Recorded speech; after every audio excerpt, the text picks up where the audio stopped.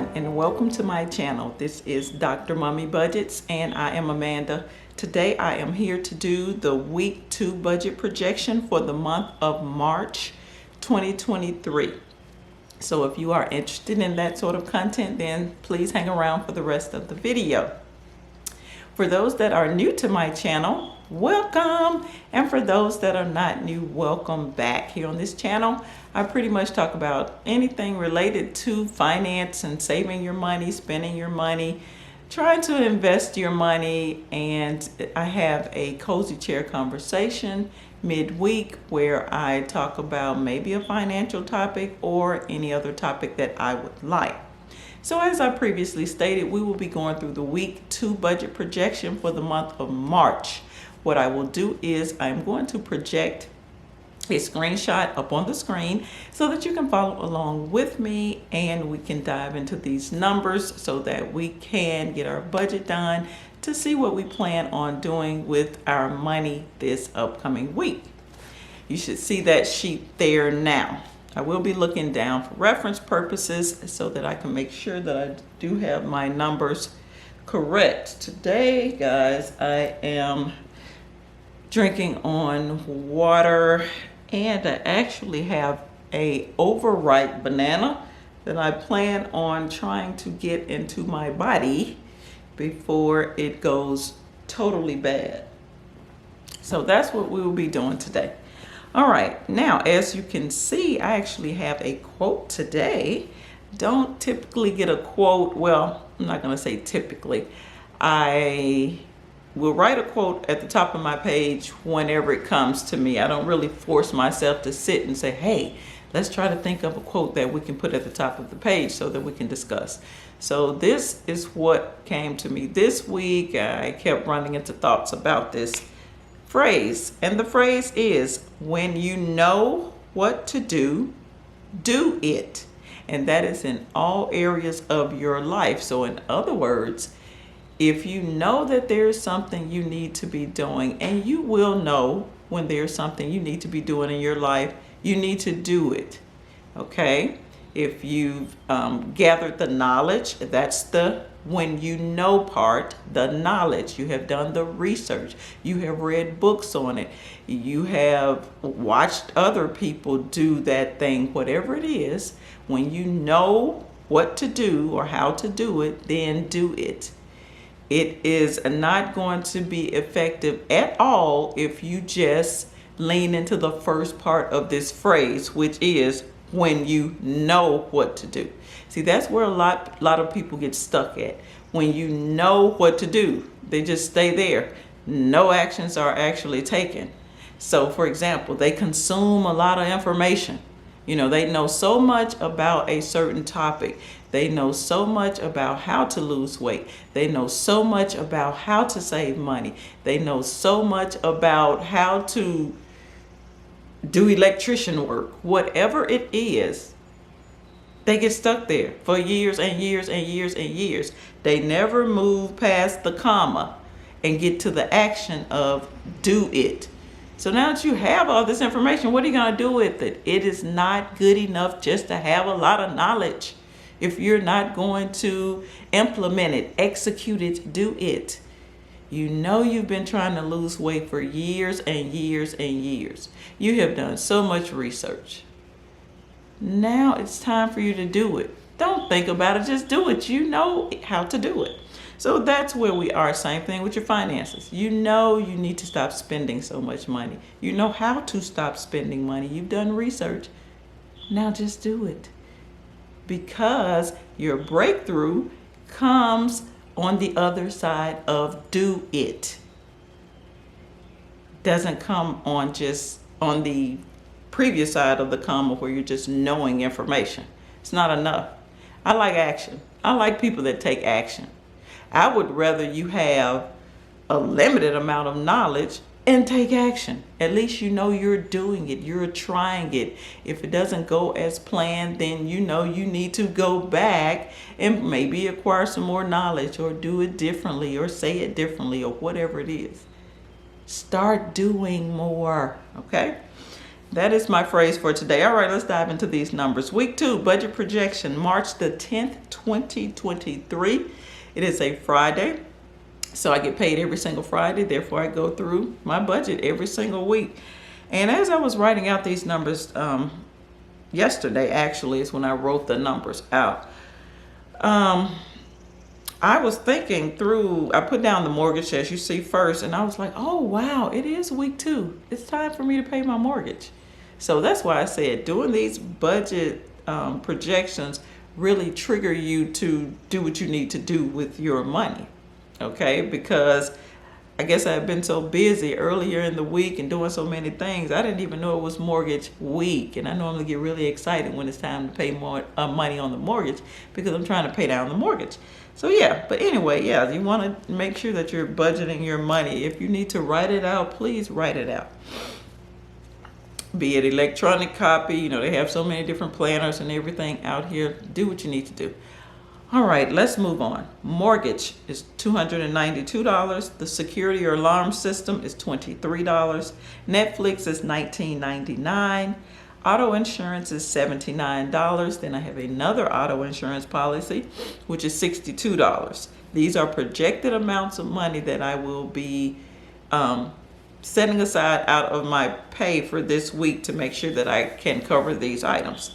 Next, we have the student loan for $100. Then we have a college account amount of money or gasoline. I fluctuate week after week on what to do with the $25. This week, the $25 will be going to, I think, my youngest child for gasoline. I have to go back and look at that. Then we have the debt monies for $337. I'm excited about that because that would be an additional principal amount that's going to my mortgage.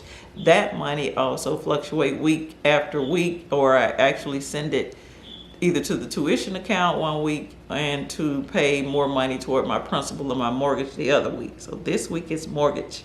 Plus I will be paying the regular monthly mortgage payment. So yes, I'm excited about that.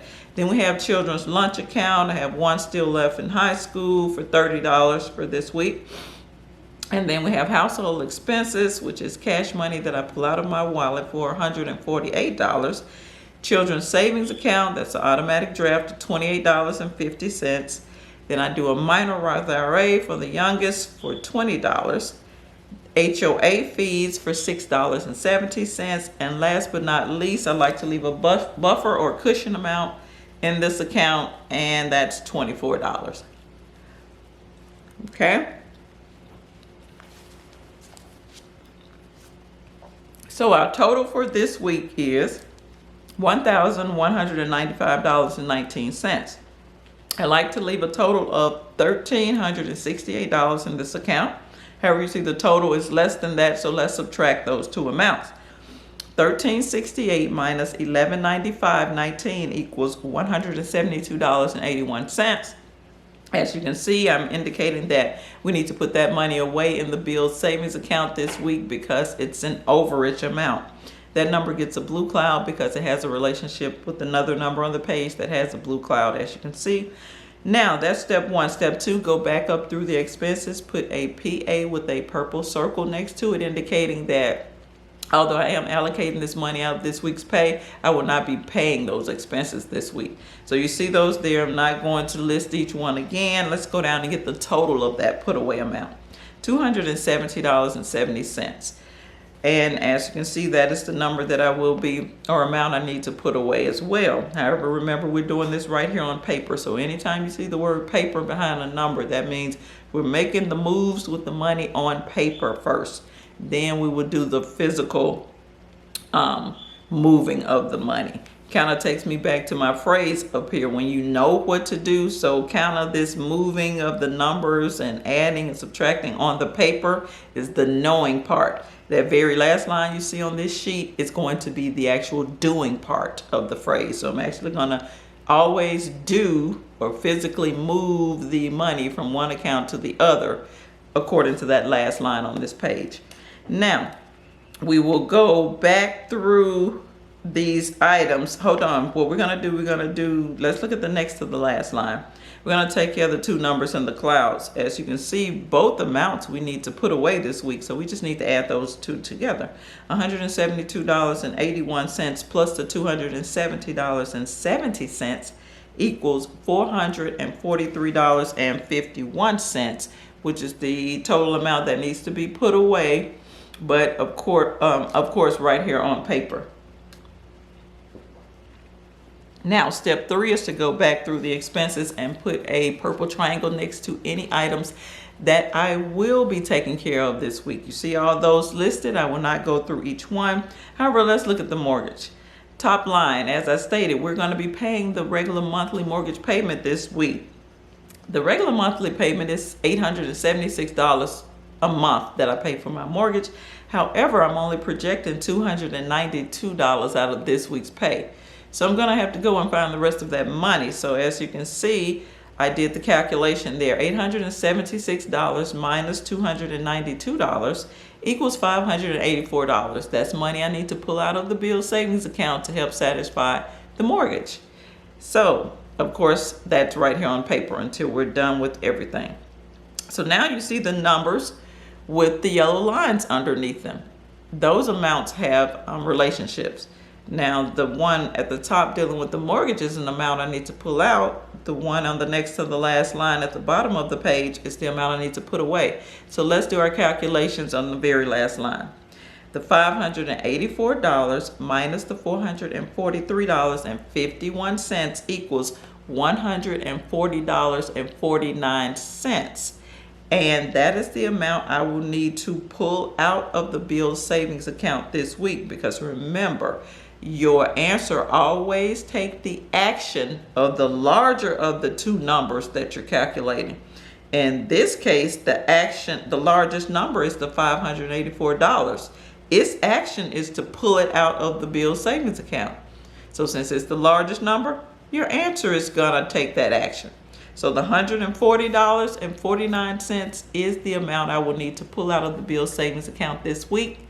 That is physically what I will be doing with money. So I'm going to take $140.49 and physically move it from the savings account portion of the bill savings account to the checking account portion of that account. It's called my operational account because this is where I pay all of my bills, monies move back and forward and everything like that. This is not considered your typical normal savings account.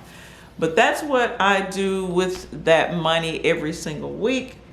And please leave me a comment below and let me know what you're doing with your money this week. Are you making any positive money moves with your money? Also, please consider subscribing to the channel and hit the like button on the video. This is Dr. Mommy Budgets, where we dream big but start small around here, and I will see you in the next video. Peace.